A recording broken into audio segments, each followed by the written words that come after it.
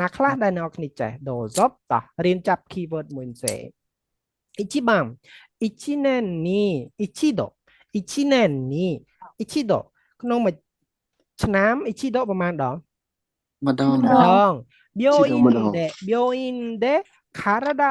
病院で体を何々てもらいますចាំមួយឆ្នាំម្ដងហើយនៅណា病院で体をចាអញ្ចឹងទៅធ្វើអី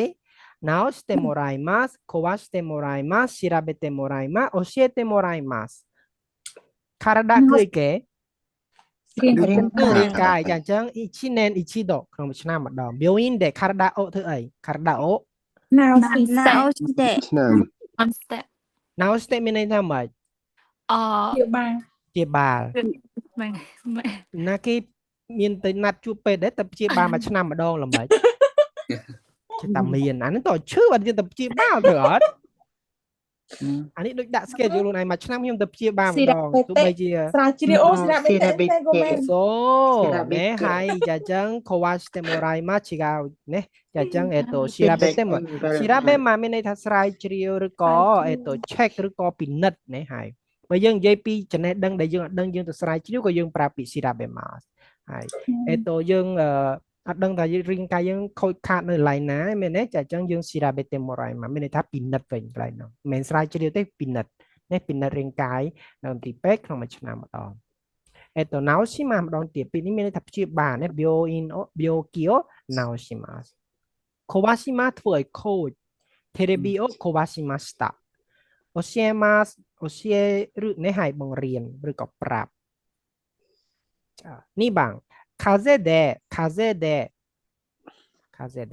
学校を休んでみんなに心配をみんなに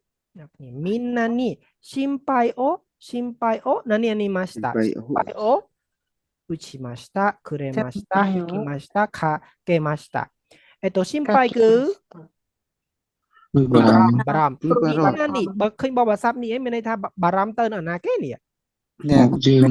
ចាអញ្ចឹងអូខេទៅគឺរេម៉ាស្តា ហើយយើងមកក្លៀមមកគឺ風邪で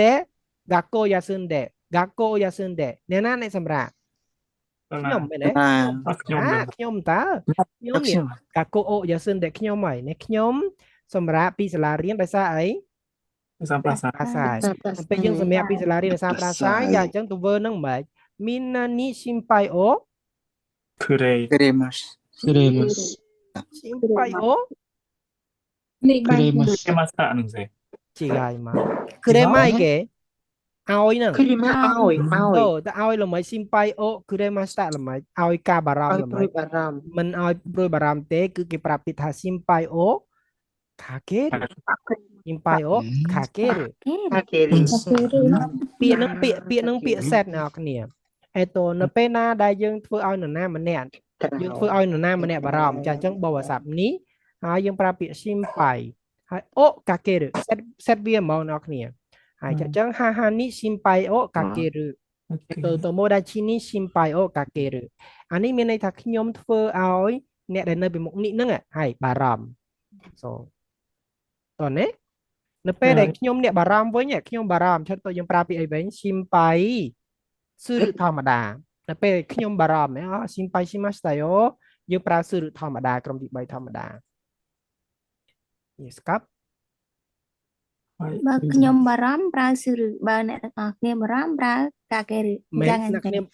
អញ្ចឹងក៏បានដែរប៉ុន្តែចង់និយាយថាខ្ញុំជាអ្នកធ្វើឲ្យអ្នកបារម្ភហើយអាខាងលើមានន័យថាធ្វើឲ្យបារម្ភហើយហ៊ីគីនឹងគឺគេប្រើជាមួយនឹងផ្ដាសាយអ្នកគ្នាខាសេអូហ៊ីគឹអ